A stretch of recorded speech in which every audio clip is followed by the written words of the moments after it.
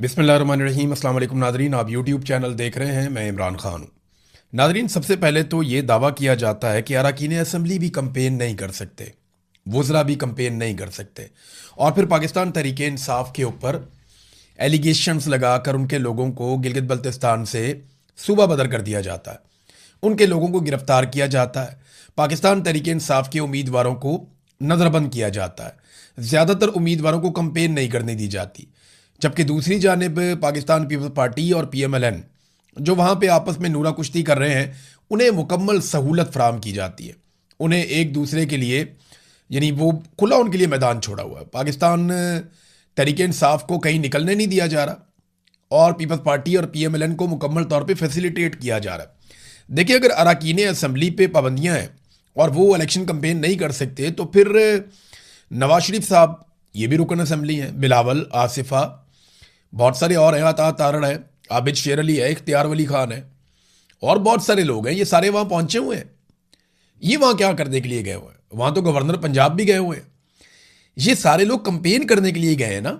ये कंपेन ही करेंगे और क्या करेंगे, और इनके कंपेन करने के जलसे जुलूस वीडियोस आ रही हैं। जबकि पाकिस्तान तहरीक इंसाफ के लोग काम करना चाहते हैं तो उन्हें मना कर दिया जाता है वहाँ पे। ये इलेक्शन पाकिस्तान की मिलिट्री एस्टेब्लिशमेंट मैनिपुलेट कर रही है, और कितने अरसे के बाद कर रही है। यानी इमरान खान को निकाले हुए इन्हें 4 साल से जायद हो गए। ये अभी तक इमरान खान की मिथ नहीं तोड़ सके। इमरान खान को जेल में डाले हुए इन्हें 3 साल हो गए।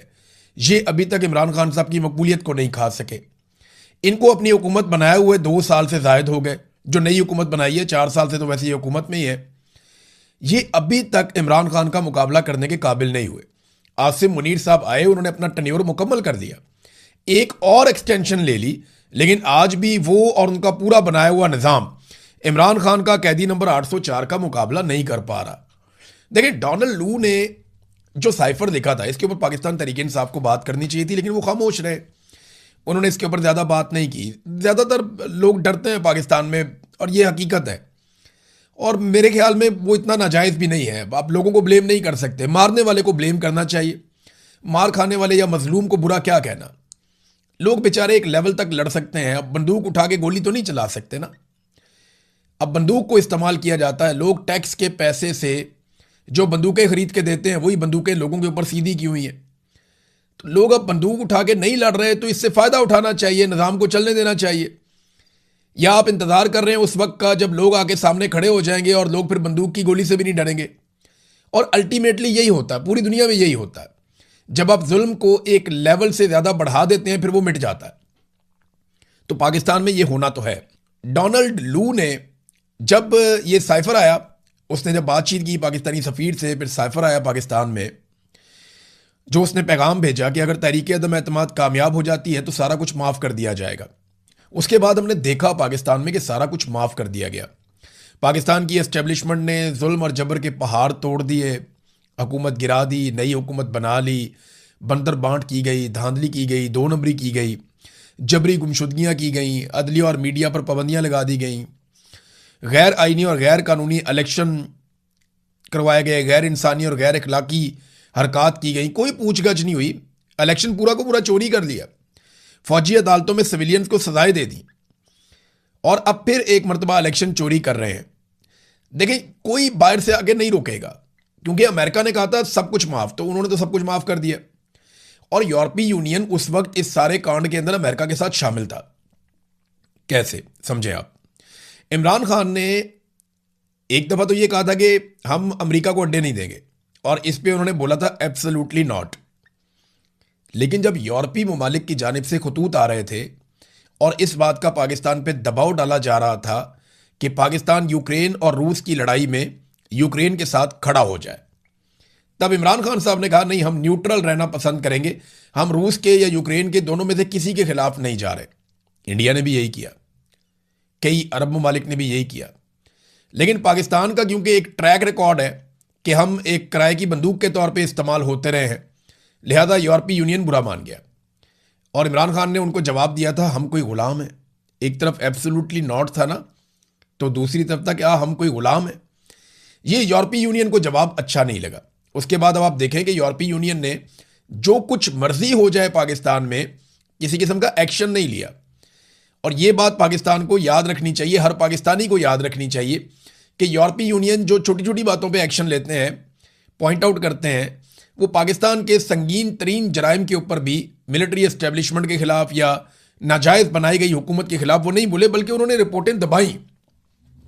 और जो रिपोर्टें उन्होंने बाकायदा खुद लिखी, उन्होंने बनाई, वो रिपोर्टें भी मंजर आम पे नहीं आई। अभी एक यूरोपीय यूनियन की मेंबर हैं, इनका नाम है काजा कैलस। ये एक एस्टोनियन सियासतदान है, ये वज़ीर आज़म भी रही है एस्टोनिया की, पहली खातून वज़ीर आज़म थी, 2021 में बनी थी, 2024 तक ये वज़ीर आज़म रही थी वहाँ की। तो आजकल ये एक सफारतकार हैं, इस वक्त यूरोपीय यूनियन की खारजा उमूर और सलामती की पॉलिसी की आला नुमाइंदा है और यूरोपीय कमीशन की नायब सदर के तौर पर खिदमात सर अंजाम दे रही है। अब ये पाकिस्तान में पहुंची, इसने शहबाज शरीफ से मुलाकात की, फील्ड मार्शल आसिम मुनीर से मुलाकात की, डार से मुलाकात की और बाकी लोगों से। अब इसने ट्वीट किया, काजा कैलस ने, इसने कहा जी कि पाकिस्तान एक अहम इलाकाई ताकत और यूरोपीय यूनियन के लिए एक अहम शराकतदार है। आज इस्लामाबाद में मैंने यूरोपीय यूनियन और पाकिस्तान के ताल्लुकात को मज़ीद मजबूत बनाने पर बातचीत के लिए वज़ीर आज़म शहबाज शरीफ और इसहाक डार से मुलाकात की। मैंने रावलपिंडी में GHQ में आर्मी चीफ सैयद आसिम मुनीर से भी मुलाकात की। मैंने अमेरिका और ईरान के दरमियान मुज़ाकरात में सहूलतकारी के हवाले से पाकिस्तान के कलीदी किरदार की तारीफ़ की। देखिए, जो पाकिस्तान ने रोल प्ले किया वो पाकिस्तान ने प्ले किया। पाकिस्तान का कोई भी आर्मी चीफ होता वो ये कर सकता था और इसके ऊपर पाकिस्तान की तारीफ बनती है और सबको खुले दिल के साथ करनी चाहिए। ये पाकिस्तान की हैसियत है, ये पाकिस्तान की काबिलियत और सलाहियत है कि पाकिस्तान यहाँ पे ये रोल प्ले कर सकता था और पाकिस्तान ने ये रोल प्ले किया जिस पे हर पाकिस्तानी को फ़ख्र होना चाहिए।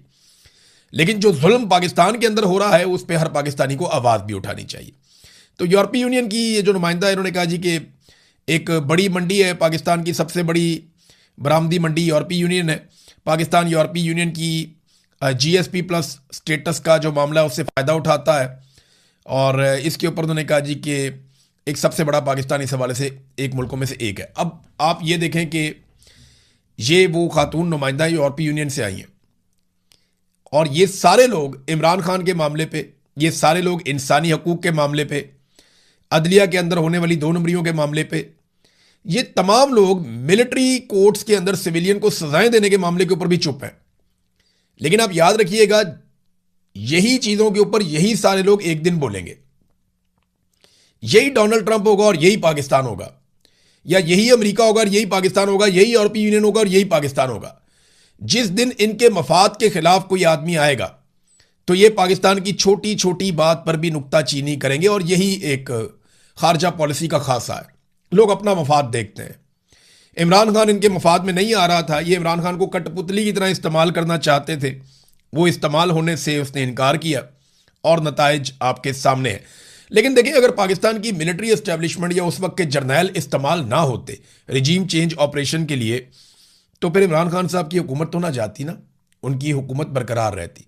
लेकिन जर्नैलों ने जैसे हमेशा खिदमात सर अंजाम दी अमेरिका के कहने पर और पेंटागन के कहने के ऊपर, उन्होंने हमेशा वो किया जो उन्हें कहा गया, तो उन्होंने कोई अपना ट्रैक रिकॉर्ड तब्दील नहीं किया।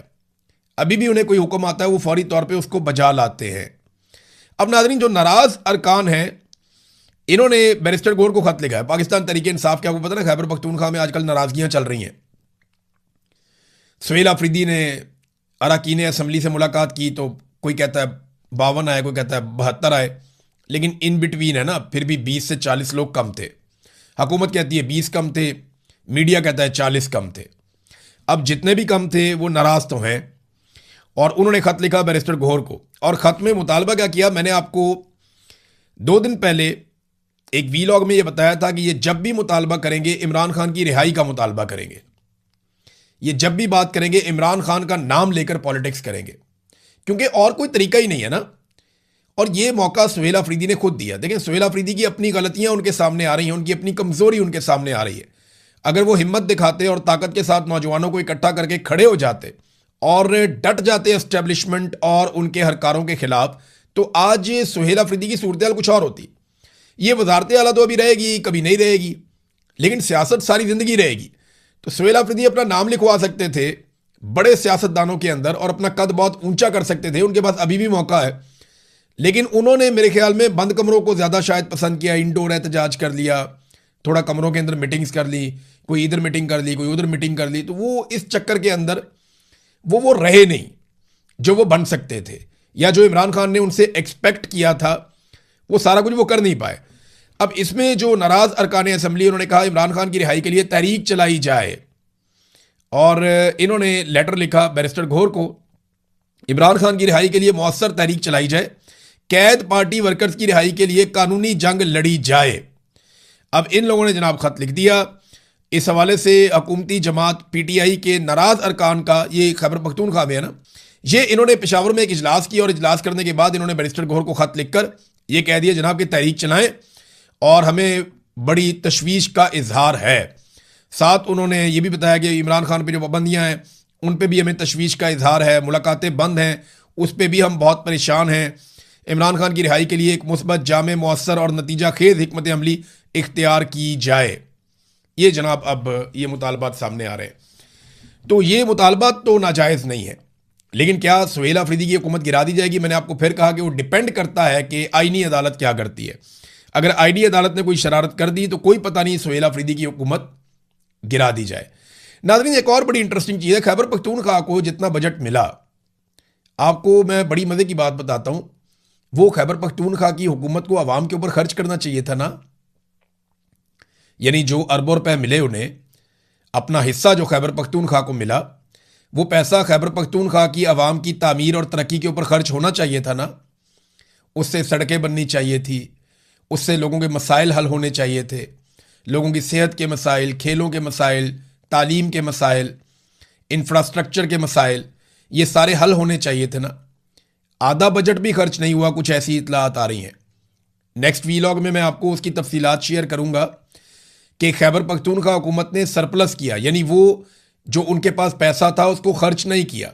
रोज़ाना की बुनियाद पे सुहेल अफरीदी चिल्लाते हैं मेरा हिस्सा दो, मेरा पैसा दो, वफाक मुझे पैसे नहीं दे रहा। तो जो पैसे आपके पास थे आपने उन्हें खर्च क्यों नहीं किया?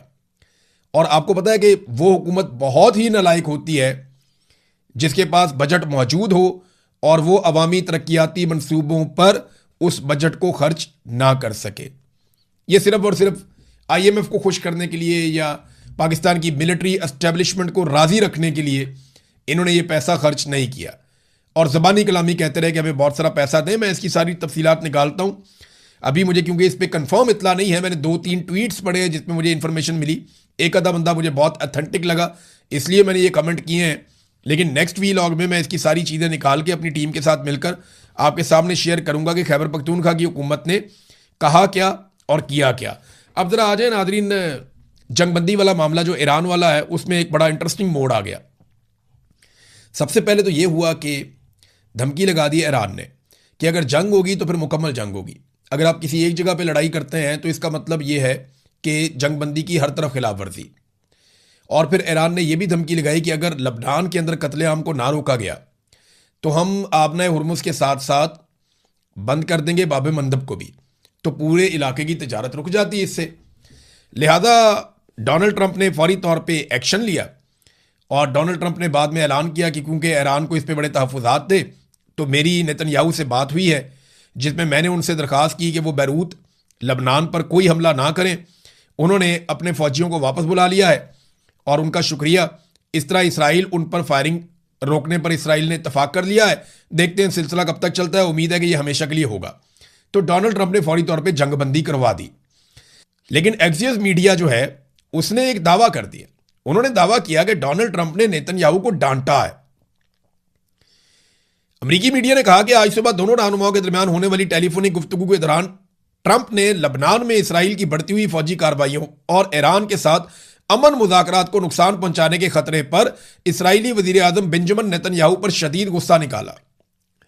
दो अमेरिकी हुकाम इस गुफ्तगू से बाखबर थे और एक तीसरे जरिए ने यह बताया मीडिया को कि एक मौका पर ट्रंप ने नेतन्याहू को पागल कहा और उन पर नाशुक्रगुजारी का इल्जाम भी लगाया।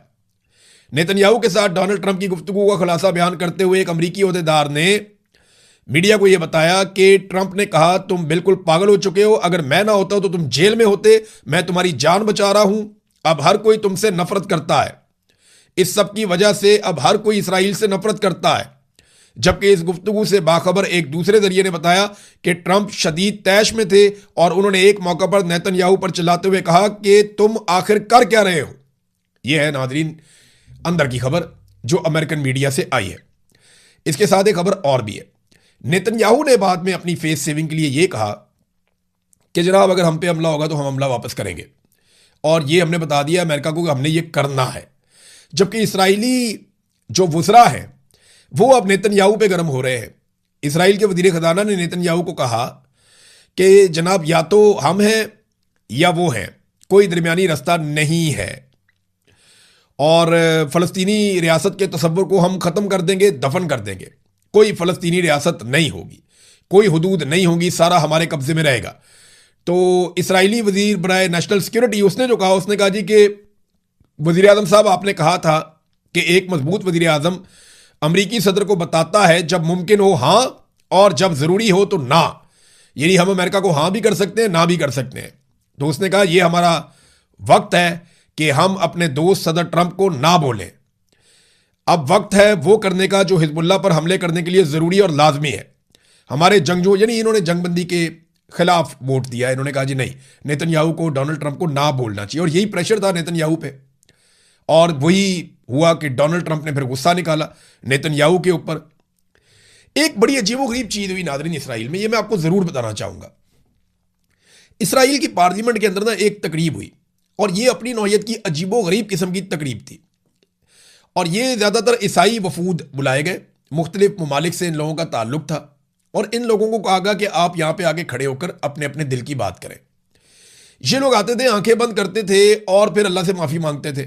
यही अपने मजहब के मुताबिक वो सारा करते थे। मैं आपको चंद लोगों की बात, एक जर्मन शहरी है, वो आया, उसने रोना शुरू कर दिया। उसने कहा ए मालिक, मेहरबानी फरमा हमें उन तमाम कामों के लिए माफ कर दे जो हमने किए और जिनसे इसराइल की हमायत नहीं हुई। ये इसराइल ने अपनी पार्लियामेंट के अंदर ये प्रोग्राम करवा दिया।